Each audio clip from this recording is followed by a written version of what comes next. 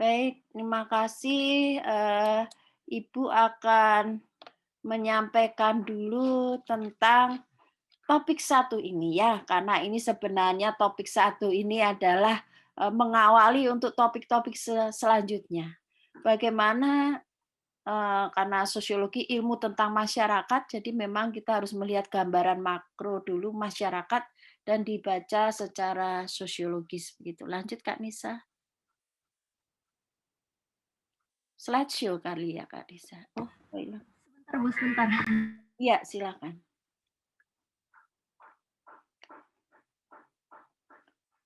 Ya. Terutama yang menarik saat ini adalah prime mover atau perubahan yang terjadi dalam masyarakat itu lebih banyak secara teknologi begitu ya. Itu yang harus kita perhatikan. Ya, ini kita punya 3 topik ya. Bagaimana interaksi paling mikro ya, memahami sosiologi secara mikro adalah interaksi antar orang dengan kelompok, sampai dengan social change atau perubahan sosial.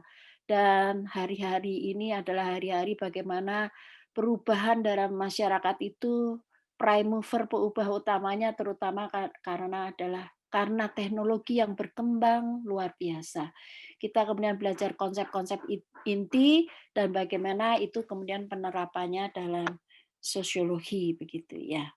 Oke, satu hal yang Ibu pesan bahwa kita sebagai pembelajar ya, baik Ibu yang sudah jadi dosen dan kalian sebagai mahasiswa mengawali dalam proses belajar ini, sains atau ilmu pengetahuan ya, itu dikembangkan oleh manusia.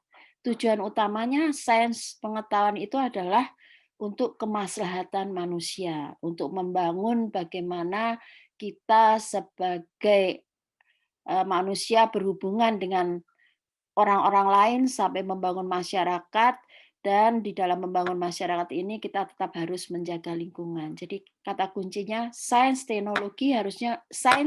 pengetahuan harusnya untuk kemaslahatan manusia. Sains dan pengetahuan itu melahirkan yang kita sebut hari-hari ini kalian sangat dekat adalah teknologi. Jadi kalau bahasa Ibu sebagai seorang ibu, teknologi itu anak kandung dari sains dan pengetahuan. Terus masalahnya apa, Bu?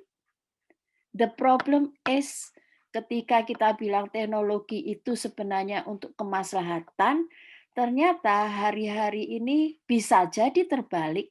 Bagaimana kita justru diatur oleh teknologi. Kalau dari mulai kita kemudian dalam interaksi sampai membangun masyarakat diatur oleh teknologi, itu akan terjadi perubahan luar biasa. Oleh karena itu kita harus kembali bagaimana membangun kelembagaannya, aturan mainnya, aturan-aturan main, nilai-nilai value, nilai-nilai yang lekat dengan kita sebagai budaya, sebagai masyarakat yang beradab, yang luar biasa, itulah yang menjadi pegangan. Ibu kenapa ngomong begitu? Ibu kembali ke pertanyaan pertemuan pertama, ada salah satu teman Anda bertanya, "Bu, sekarang ini banyak orang ngomong. Menurut Ibu bagaimana? Mengomong di medsos, mengomong di YouTube dan sebagainya. Dan kadang-kadang luar biasa. Menurut Ibu bagaimana?" Oke, Ibu jawab satu satu kata kunci, Kak, perhatikan betul perbedaan antara kritik dan menghina. Ya. Kritik adalah pernyataan kita terkait dengan kebijakan-kebijakan. Karena kita punya pimpinan, pemerintah kita paling tinggi adalah pimpinan kita pemerintah gitu ya, presiden atau menteri atau pokoknya kebijakan mengatur negara, itu adalah kritik, mengkritik kebijakan. Sebagai pembelajar ilmuwan, mengkritik kebijakan harus berdasarkan data, bukan hoax. Ya, bedanya dengan menghina, penghinaan adalah ketika yang kita ungkapkan itu bukan lagi memberikan masukan atas kebijakan, tapi justru sudah menyerang ke orang. Orang per orang, mungkin perilakunya kah, atau bahkan sampai bullying, ya istilah bullying pasti Anda tahu. Nah itu yang menurut Ibu hati-hati. Itu tugas kita sebagai manusia yang beradab, bagian dari masyarakat, dan inilah pintu masuk mengapa sosiologi menjadi penting. Oke, kita mulai dengan interaksi dan perubahan sosial fenomena saat ini. Lanjut, Kak. Ya, lanjut, Kak. Terus terus terus. Oke. Pertama adalah ya, umat manusia itu adalah makhluk sosial. Itu kata kunci. Ibu sudah hantar tadi, kita rangkumkan bahwa apa yang Ibu sampaikan tadi, umat manusia itu adalah sosial. Dalam arti bahwa kita nggak bisa berjalan sendiri. Kita tergantung pada sesama. Kita bergantung pada interaksi orang lain dalam kelompok, organisasi sosial, dan masyarakat. Kesaling tergantungan antara manusia untuk kemaslahatan, ya, bukan untuk apa namanya, menghina, tadi kata kuncinya ya, menghina atau membuli orang lain.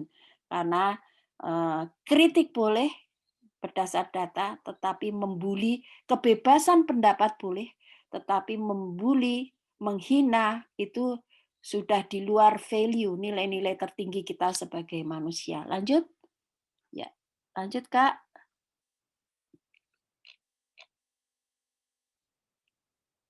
Oke.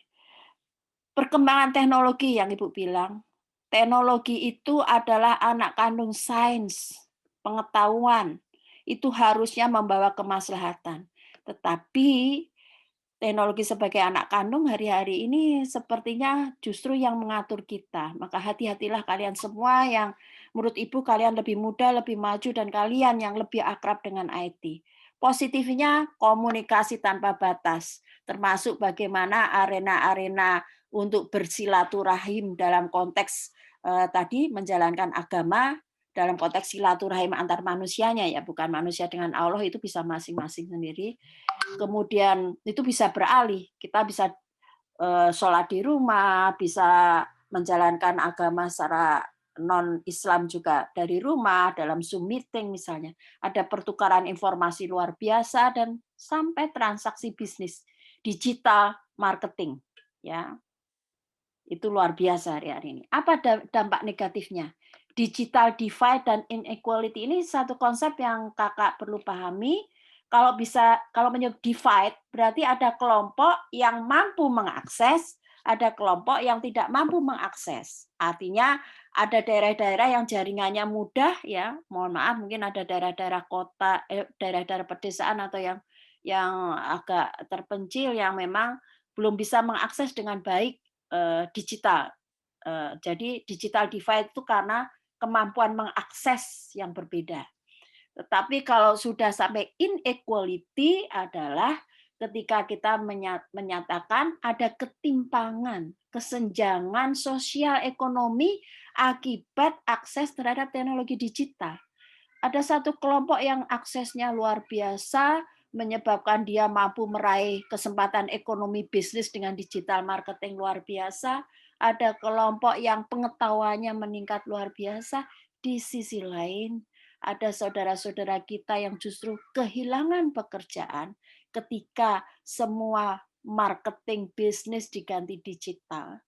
Ada kelompok-kelompok yang kehilangan pekerjaan karena sudah semuanya pakai computerized, nggak perlu tenaga kerja lagi, Bu. Nggak perlu toko-toko fisik, Bu, semuanya sudah online. Nah, itulah yang disebut sebagai digital inequality. Kemudian ada kecanduan, mudah-mudahan kalian nggak ada, perubahan perilaku, kejahatan cyberbullying, ya. Ya, lanjut. Ini perkembangan teknologi yang luar biasa. Nah, bagaimana dampak pandemi ini yang kemudian tadi sudah dibantu 2 PowerPoint yang bagus menurut Ibu analisanya. Dampak pandemi itu yang pertama jelas kelumpuhan ekonomi, ya karena kesempatan kerja berkurang, daya beli menurun, ya kelumpuhan ekonomi, termasuk ketahanan pangan. Tadi nggak ada yang bahas ketahanan pangan, ya. Kakak paham nggak bedanya tahan pangan, mandiri pangan, dan kedaulatan pangan? Tahan pangan itu berarti Semua warga Indonesia harus bisa makan.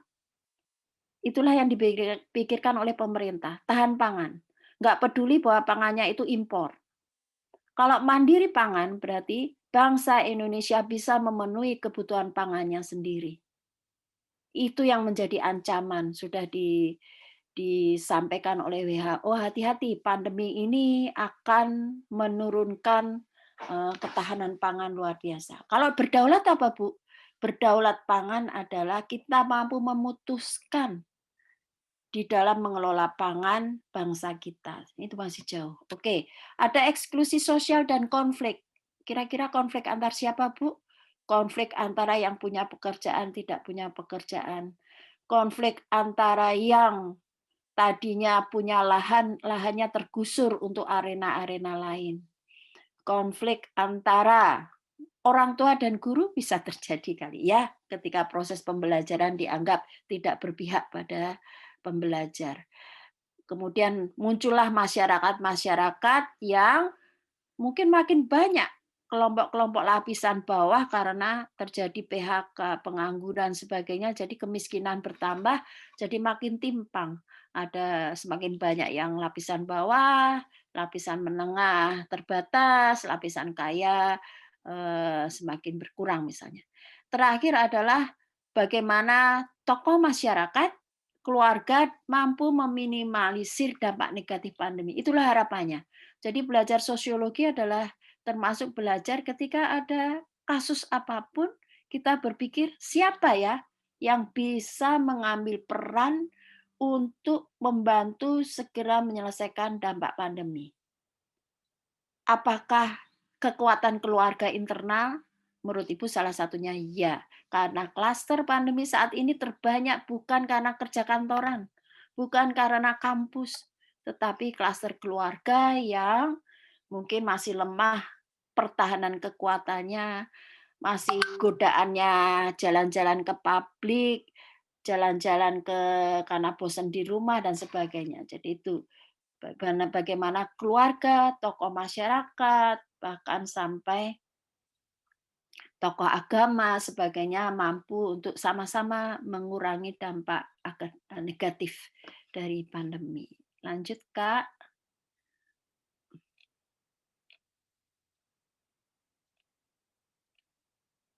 Ya, kita mengenal dulu, ini refresh, pasti ada beberapa dari kalian yang sudah pernah belajar sosiologi, tapi yang baru belajar tetap semangat. Kita itu namanya, dan kalau kita lihat ya, wajah-wajahnya itu Kak, itu wajah-wajah, nggak ada wajah orang Indonesia ya. Ya memang ini awalnya dari Barat, tetapi sekarang sebenarnya ilmuwan sosiolog Indonesia sudah banyak sekali. Kita belajar dari orang-orang Barat yang berpikir bagaimana sih sosiologi itu bisa memahami masyarakat. Yang pertama adalah yang namanya Berger, Peter Berger.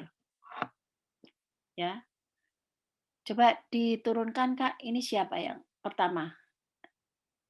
Oh, Plumer. Oke deh. Plumer. Plumer terkenal dengan 3 T-nya. Ya. Ya. Beliau mengambil contoh ya. Plumer itu istilahnya ada tomat, telepon, dan toilet. Apa Bu hubungannya tomat, telepon, dan toilet? Oke. Kita belajar dulu dari tomat. Siapa sih di antara kalian ada nggak yang suka tomat atau nggak suka tomat? Ah, Ibu ingat betul itu waktu dampingi mahasiswa. Siapa yang suka tomat? Siapa yang nggak suka? Suka ya. Nggak suka, Bu. Suka ya. Suka, Bu. Suka, Bu. Nggak enak, Bu. Bu. Enggak. Iya, suka tomat. Iya, karena ya itu vitaminnya luar biasa untuk tomat itu. Nah, pernahkah bertanya siapa yang tanam tomat? Ada di mana tomat, petani-petani tomat berada? Bagaimana kehidupan mereka hingga mampu menghasilkan tomat? Satu. Kemudian udah panen nih, tomatnya dibawa lah. Ya, kemana tomat itu dijual? Adakah petani langsung ke pembeli atau petani kemudian diterima oleh tengkulak, artinya pedagang perantara, atau sampai kemudian tomat itu ada di yang tradisional dulu ya, yang dekat-dekat dengan rumah kita, warung-warung, atau tomat itu sudah di mall gitu. Ibu mau menyebut apa ya, mall lah ya, pokoknya perusahaan-perusahaan kapital besar. Oke. Jadi akan sangat beragam, harganya bervariasi, yang bisa membeli tentu tergantung kemampuan keuangan, ada yang belinya di pasar, kalau di Bogor misalnya di warung jambu tradisional, ada yang belinya ke mall, nggak mau, Bu, warung jambu kotor misalnya, mau belinya di mall besar. Tapi itu berarti bahwa ketika membeli ingatlah bahwa apakah petani itu mendapatkan keuntungan terbesar atau enggak ya ketika tomatnya dijual di mall gitu. Lebih lebih untung mana ya petani? Ini dijual di pasar biasa atau di mall. Oke. Kemudian kita tabrakan nih dengan pandemi. Ada proses belajar yang baik ketika pandemi. Apa tuh, Kak? Menguatnya kembali ketahanan pangan keluarga, menguatnya kembali ekonomi-ekonomi lokal, ekonomi-ekonomi kecil, basis pada ibu sebut komunitas, mau RT kah, atau warung-warung kecil kah. Karena apa? Karena mereka kemudian tidak lagi ke mall, tapi pelaku-pelaku yang datang ke rumah, jualan tomat, begitu kan, ada kan jual sayuran. Atau ibu-ibu, ibu kalian mungkin, kita tanam aja yuk tomat, ibu juga tanam loh. Ini Ibu Titi tanam tomat nih di rumah. Tanam sendiri, untuk apa? Ketahanan pangan, jadi nggak beli lagi. Itu efek positifnya. Efek negatifnya apa, Kak? Ya kasihan mereka yang di mall, karena mall nggak dibeli ya pegawai-pegawainya harus di-PHK, sedih juga Ibu. Tapi itulah bagaimana satu fenomena itu bisa mengubah bagaimana tatanan masyarakat. Nah, itu baru belajar tomat ya. Belum nanti tomatnya kemudian udah di jus dan sebagainya, itu udah ceritanya lain lagi. Siapa pengguna yang lebih suka di jus, siapa yang tomat utuh, itu bisa. Jadi maksud Ibu, apapun itu di balik sesuatu yang sangat biasa, itu ada relasi-relasi sosial yang luar biasa yang dilakukan oleh manusia dengan melibatkan aspek sosiologis.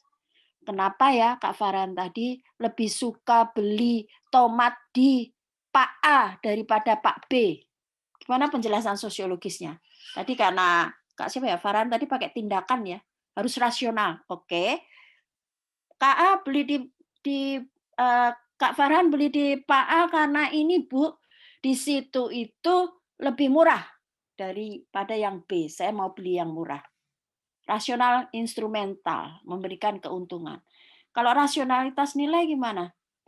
Saya beli di Pak A, Bu, karena itu bagian dari ya misalnya ya, bagian dari interaksi yang sudah baik, bagaimana kita mengembangkan nilai-nilai tolong-menolong karena saya pernah ditolong oleh Pak A sehingga saya memilih beliau untuk membangun interaksi silaturahim yang selalu baik. Oke. Kalau afektif, nggak sengaja, Bu. Farhan beli ke Pak A karena waktu mau beli ke B, nengok di Pak A itu yang jualan tuh cantik banget, Bu. Itu contoh afektif. Kalau tradisional sudah turun-temurun, Bu, dari eyang-eyang saya, dari oma-oma saya kalau beli tomat ya ke Pak A. Nah, itu tradisional tuh kalau kayak apa ya, makan itu roti ya, Roma itu. Ya, makan roti Roma apa margarin ya. Mari Regal Roma itu ya udah tradisi gitu.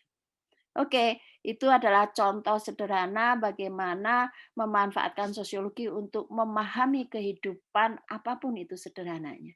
Lanjut, Kak. Ya. Kemudian ini contoh yang sama ketika bicara sepatu basket. Pernahkah kalian berpikir ketika menggunakan sepatu ya, siapa sih yang memproduksi? Siapa sih pegawai-pegawainya gitu. Siapa yang mendapat manfaat terbanyak ketika saya membeli ini gitu. Oke. Jadi kita memahaminya disebutnya 5 dimensi, itulah kekuatan dimensi kelima sosial. Kalau bisa, kalau dimensi itu isi ya, isi dari objek itu pasti ada panjang, lebar, dalam. Satu lagi adalah waktu. Kenapa waktu penting? Karena kita bisa membanding antar waktu, ya, antar sejarah waktu. Tetapi yang dalam sosiologi yang terpenting adalah dimensi sosial. Dengan dimensi sosial ini kita bisa membangun kesadaran atau transformasi kesadaran, ya, bahwa kita sadar tentang apa? Sadar tentang bahwa kita adalah punya kebebasan untuk berpikir sebagai makhluk sosial. Jadi ini contohnya luar biasa adalah sepatu basket ini. Ya, sepatu basket Kobe itu dari mana?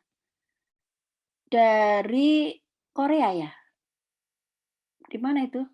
Itu pemegang sahamnya Nike. Pernahkah membayangkan bahwa itu sebenarnya sepatu Kobe itu aslinya produk awalnya itu di Indonesia? Karena tenaga kerja Indonesia lebih murah. Jadi memang merek dagangnya Kobe, tetapi sebenarnya yang bekerja itu di satu tempat di Cibinong, di tempat tertutup, ya. Di situ berdesak-desakan pegawai membuat sepatu Kobe, dan pernahkah membayangkan bahwa di situ ada anak perempuan, masih anak karena belum dewasa, masih 16 tahun, kerja satu hari 15 jam, dan upahnya hanya 20 sen dolar. Itu kalau dikasih 10.000 berapa itu? 20.000 ya per jam. Ya, itulah sosiologi, Kak. Bagaimana sebuah sepatu saja bisa menggambarkan kesadaran kita, ada nggak keadilan di dalamnya? Siapa yang memperoleh manfaat terbanyak? Itu kata kuncinya ya. Oke, lanjut. Oke, kita mulai dengan Weberian. Ini Ibu yang, kalau Ibu hematnya, kita mulai dari tindakan dulu. Jangan langsung ke masyarakat. Tindakan. Oke, tindakan. Bahwa setiap kita melakukan tindakan dalam kacamata sosiologi, berarti kita melakukan tindakan bukan berpikir diri sendiri. Itulah tindakan sosial, yaitu tindakan yang dilakukan karena berinteraksi dengan orang lain. Atau sederhananya, ada masyarakat yang mengharapkan tindakan kalian sebagai mahasiswa. Ada hopes, ada roles yang diperankan oleh mahasiswa karena harapan dari masyarakat. Harapannya banyak sekali. Mahasiswa adalah masa depan kita, mahasiswa adalah estafet untuk kepemimpinan dan sebagainya. Pokoknya banyak harapan, value, norma yang diterapkan untuk kalian sebagai mahasiswa. Itulah bagaimana tindakan kita itu selalu ada peran, status, dan peran itu dimainkan karena ada harapan, baik dari keluarga maupun dari masyarakat. Ya, itulah perspektif tindakan sosial. Kemudian perspektif tindakan sosial ini ada 4, nggak tahu di sini dijelaskan nggak? Ya, jadi misalnya nih seorang ibu bawa uang 10.000 ke pasar, ya. Sebenarnya tujuannya sih beli tomat tadi 10.000 dapat 1 on misalnya, saya nggak tahu. Tapi tiba-tiba, "Ibu, kenapa kok nggak jadi beli tomat 10.000?" "Iya, keinget nih, di rumah anak saya juga perlu misalnya susu," saya nggak tahu harga. Jadi ya udah, Ibu beli tomatnya 5.000 aja, 5.000-nya untuk beli susu yang lain, untuk susu anak saya, misalnya. Itu adalah tindakan sosial. Lanjut, Kak. Nah, ini tipologinya ya. Belajar Weberian, Ibu sebutnya Weberian, itu adalah belajar tipologi tindakan. Ingat, tindakannya adalah tindakan sosial. Tipologinya tadi 4, tradisional, ya. Jadi sehari-hari kenapa pakai sendok? Ya udah tradisi, udah diajarkan dari dulu. Kalau nggak pakai sendok garpu katanya itu nggak sehat, orang tua akan marah. Gitu ya. Atau kenapa tadi Bu bilang, kenapa belinya ke Pak A? Ya karena turun-temurun orang tua saya belinya di Pak A, itu tindakan tradisional. Tindakan afektif adalah tindakan yang emosional atau yang sesaat. Nggak ada pilihan, Bu. Di antara semuanya akhirnya ya karena nggak ada pilihan ya yang ada cuman Pak A doang yang jualan. Atau bisa juga tadi kata Ibu, iya Bu, karena di situ ada gadis cantik Bu yang jualan Bu. Jadi saya berharap bisa kenalan gitu. Tindakan berorientasi nilai ya, ya karena berharap, dengan ini saya mendapatkan beramal Ibu. Saya tahu Bapak Ibu itu sangat membutuhkan menjual tomatnya untuk kehidupan keluarganya, ya saya beli ke Ibu itu karena bagian dari amal ibadah saya. Kalau instrumental ya karena paling untung, paling murah Bu di situ, udah bagus kualitasnya, murah lagi Bu. Ya oke, jadi itu adalah rasional instrumental. Ini tipe tindakan, sosial. Lanjut ke Bapak siapa lagi? Kak Kak Nisa, setelah Bapak Weber ke siapa? Bapak Durkheim kali ya? Hmm. Oh, disandingkan. Oke. Bapak Durkheim dan Bapak Marx. Jadi Durkheimian dan Marxian. Apa kata kunci Durkheimian? Bahwa Durkheimian menekankan ada kekuatan pemaksa di dalam realitas sosial kita. Dalam kehidupan bermasyarakat itu ada Bu satu kekuatan pemaksa yang membuat mereka tertib. Kenapa nggak ada berkelahi? Kenapa damai? Kenapa nggak ada mencuri? Karena ada satu kekuatan yang membuat tertib. Apa itu? Hukum, order, tatanan hukum. Jadi Durkheim menganggap bahwa semua kehidupan di dalam masyarakat itu akan bagus kalau memang hukum yang atau aturan atau order ada kekuatan memaksa itu dipatuhi gitu. Ya. Kalau nggak dipatuhi gimana Bu? Yang terjadi istilahnya oleh Durkheimian adalah anomi. Apa tuh Bu anomi? Anomi adalah perubahan di masyarakat di mana aturan yang lama udah tidak diikuti, mulai melonggar, aturan baru belum dipegang dengan kuat, jadi bingung. Itulah anomi, ya.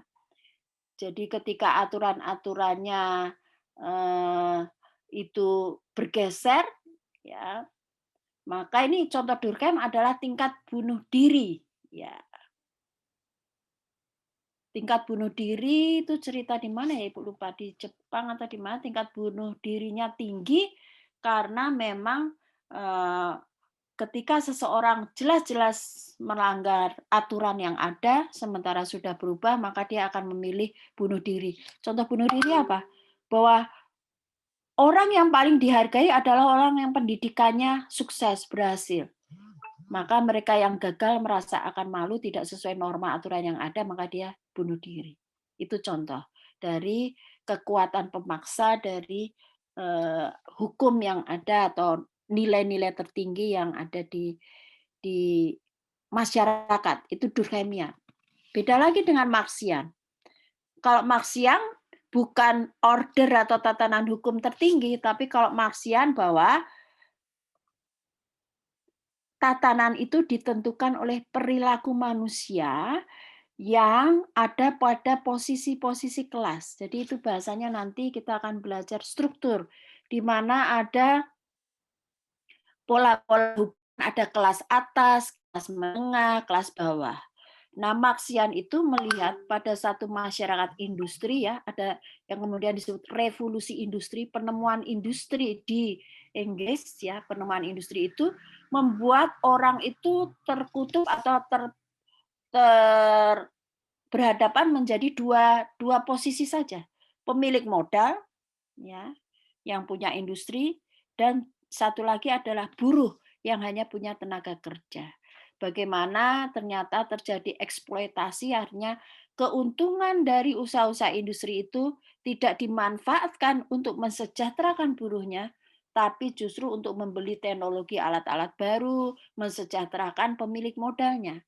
Itulah sebabnya kemudian Marx menyatakan ada pertentangan, ada konflik antara buruh dan kapitalis atau pemilik modal. Karena itu solusinya Marx adalah, hai, bersatulah kaum buruh untuk merubah tatanan masyarakat yang saat ini tidak adil. Bersatulah kaum buruh, mari kita bergerak untuk merubah yang disebut dengan perjuangan kelas, agar yang terjadi adalah bagaimana kaum buruh juga dihargai, diapresiasi. Itulah Marxian, ya. Bagaimana melihat itu sebagai konflik. Ada orang yang punya sumber daya besar, ada orang yang tidak punya sumber daya. Lanjut, Kak. Oke. Di Durkheim yang tadi, ketika beliau mengatakan tatanan masyarakat akan berjalan baik kalau ada order, ada hukum yang mengatur semuanya. Semuanya disiplin. Contohnya Ibu bisa bilang, sebelum pandemi ya, nggak tahu pandemi ini, adalah Singapura. Singapura itu bersih karena mereka taat. Begitu ada yang membuang atau merokok sembarangan, langsung terkena kewajiban sosial apa? Seminggu harus bertugas membersihkan jalan atau dihukum untuk membayar. Jadi disiplin taat pada aturan itulah yang terjadi di Singapura gitu. Ya. Kemudian satu konsep lagi dari Durkheim yang terkenal adalah ketika semua taat pada aturan, maka yang terbangun hubungan antara orang-orang itu jadi dua. Ada yang disebut solidaritas sosial, ada yang disebut mekanik. Ya, solidaritas mekanik itu adalah solidaritas yang mungkin pada komunitas atau masyarakat-masyarakat yang masih tradisional. Kenapa? Karena mereka bergerak bersama, ada kesamaan. Contohnya apa, Bu? Ya, kalau ada dalam satu RT ada yang meninggal, nggak usah diminta. Mereka langsung bahu-membahu saling membantu untuk mengurus mereka yang meninggal. Itu adalah solidaritas mekanik. Kalau kemudian di satu tetangganya itu mungkin sedang ada hajatan, mereka juga bahu-membahu membantu membawa apakah barang beras kah, sayur kah untuk diberikan untuk mereka yang sedang hajatan. Itu solidaritas mekanik. Kemudian masyarakat berkembang semakin terdiferensiasi, ada masyarakat yang kemudian spesialis teknologi, ada yang spesialis kemudian menjadi buruh, muncul yang disebut solidaritas organik. Apa itu, Bu? Solidaritas organik adalah mereka bekerja sama bukan didasarkan pada ikatan-ikatan tadi, satu RT, satu RW, satu keluarga, bukan. Tapi karena perbedaan fungsi, karena pembagian kerja. Jadi kerjasama antara, misalnya dalam organisasi ada direktur, ada kemudian manajer, ada karyawan, itu kerjasama antar posisi itu, karena fungsinya berbeda. Direktur adalah kemudian merencanakan program, manajer adalah bagaimana mengambil keputusan untuk kegiatan hari-hari, pegawai adalah yang bekerja. Itu adalah solidaritas organik. Seperti kalian di kemahasiswaan misalnya, itu di dalam organisasi kedaerahan atau badan eksekutif mahasiswa, mestinya itu karena solidaritas organik, karena perbedaan fungsi. Oh iya, kalau organisasi kedaerahan Ibu nggak tahu apakah organik atau mekanik, karena kesamaan sesama daerah gitu.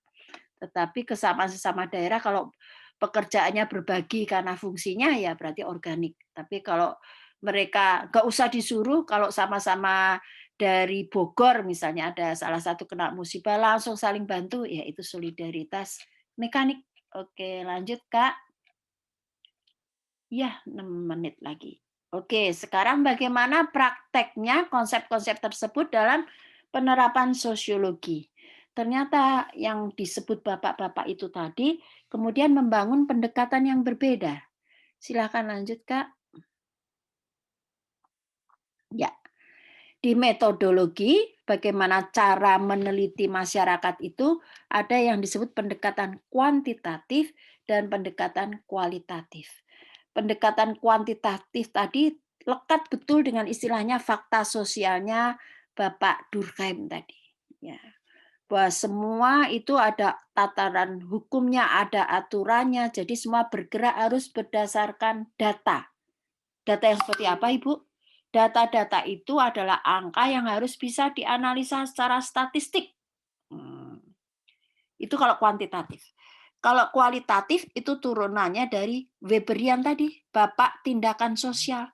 Bahwa setiap yang dilakukan, data itu dikumpulkan baik dari informan atau individu yang memang punya makna gitu.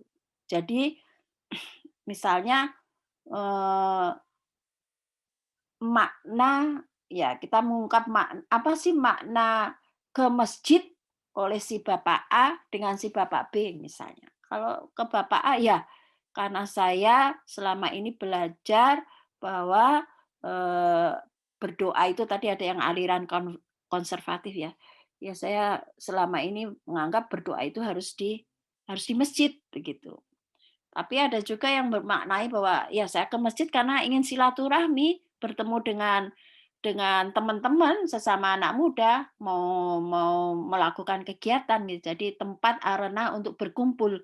Nah, kalau itu mungkin lebih mudah berubah karena ketika pandemi ya kita kumpulnya online saja begitu itu contohnya. Itulah pendekatan kualitatif, lebih kepada informan individu sebagai kasusnya. Jadi bukan karena datanya. Bukan karena data statistiknya. Oke. Pendekatan kuantitatif kedua adalah data diperoleh melalui survei atau sensus.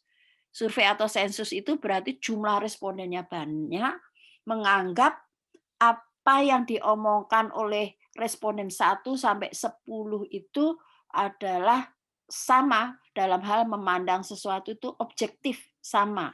Hanya berbedanya karena si A itu mungkin pendidikannya SD, si B pendidikannya SMP, tetapi semua yang ditulis, yang dijawab dari data itu adalah pemahaman objektif yang sama.